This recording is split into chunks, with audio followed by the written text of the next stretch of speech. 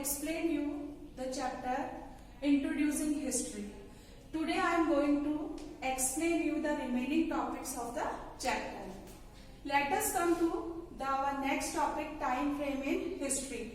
Time frame in history का मतलब होता है कि इतिहास में इतिहासकार समय को किस तरह से बांटते हैं. Here are two terms, BCE and CE.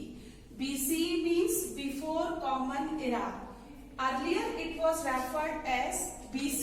BC means before Christ, मतलब ईसा के जन्म से पहले का समय.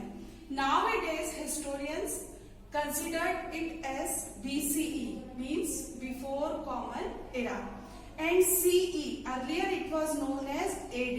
AD means Anno Domini, means ईश्वर के शासन काल में, मतलब कि ईसा मसीह के जन्म के बाद का समय. It is known as common era. Common era मतलब वो समय जिसके बारे में हमारे इतिहासकारों को जानकारी है.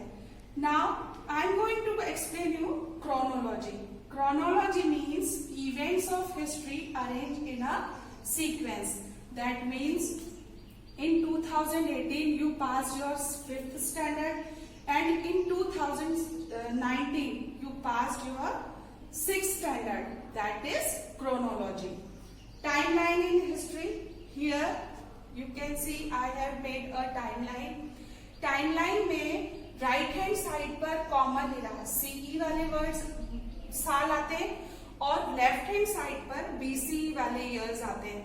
हमेशा बच्चों ये ध्यान रखो कि अगर बीसीई का कोई पीरियड है और हमें सीई से उसे पता करना है, फॉर एग्जाम्पल जैसे कि अभी 2020 चल रहा है और हमें कोई समय पता करना है 400 बीसीई का, तो हम क्या करेंगे 2020 में 400 को ऐड कर देंगे, तो हमारे पास जो समय आएगा वो होगा कि कोई भी चीज कितनी पुरानी है, वो 2420 साल पुरानी है. The definition of timeline is an actual picture of events that happened in history. Timeline का मतलब होता है उन अवसरों के बारे में सही तरीके से जानकारी देना जिस समय पर कि वो घटित हुए. जैसे अभी अभी मैंने आपको एग्जांपल दिया था कि आपने 2018 में 5th पास किया और 2019 में आपने 5th क्लास पास किया और 2020 में आपने 6th class. Let us understand our next topic, geographical framework. Geographical framework का मतलब होता है बच्चों कि किसी भी जगह की भौगोलिक परिस्थिति वहाँ के इतिहास को बहुत ज़्यादा प्रभावित करती है. History of a place is greatly influenced by its geographical features. Soil, vegetation, climate greatly influence the progress of something. किसी जगह की मिट्टी, वहाँ की वनस्पति और वहाँ का मौसम वहाँ पर किसी भी चीज के विकास में बहुत ज़्यादा समय लेता है.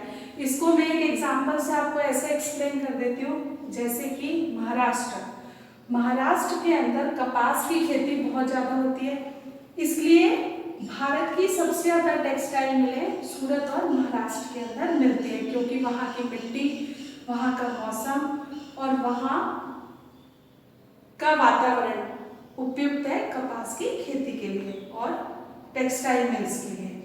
Himalaya in the north protected our country from invaders. Bharat के उत्तर में हिमालय है जिसने कि हमारे देश की रक्षा की है हमलावरों से शुरू से और आज भी करता है. अगर हम आज के संदर्भ में देखें तो पाकिस्तान और चाइना से हमारे देश की सुरक्षा करता है Himalaya. The long coastline of the peninsular India give rise to foreign trade. Bharat की एक लंबी तटीय रेखा जो है उसके कारण से व्यापार को बहुत ज्यादा बढ़ावा मिला. बच्चों अपन आगे इसी क्लास में पढ़ेंगे कि समुद्र के रास्तों से बहुत सारे विदेशी व्यापारी भारत में आए और उन्होंने भारत के साथ में व्यापारिक संबंध बनाए. Fertile plains had many kingdoms to grow. बहुत सारे उपजाऊ मैदान जो थे उनके कारण से बड़े बड़े साम्राज्य बने.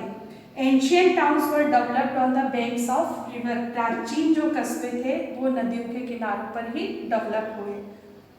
Now I hope you understand the chapter. Read it thoroughly, and if you have any problem, ask from me. Thank you.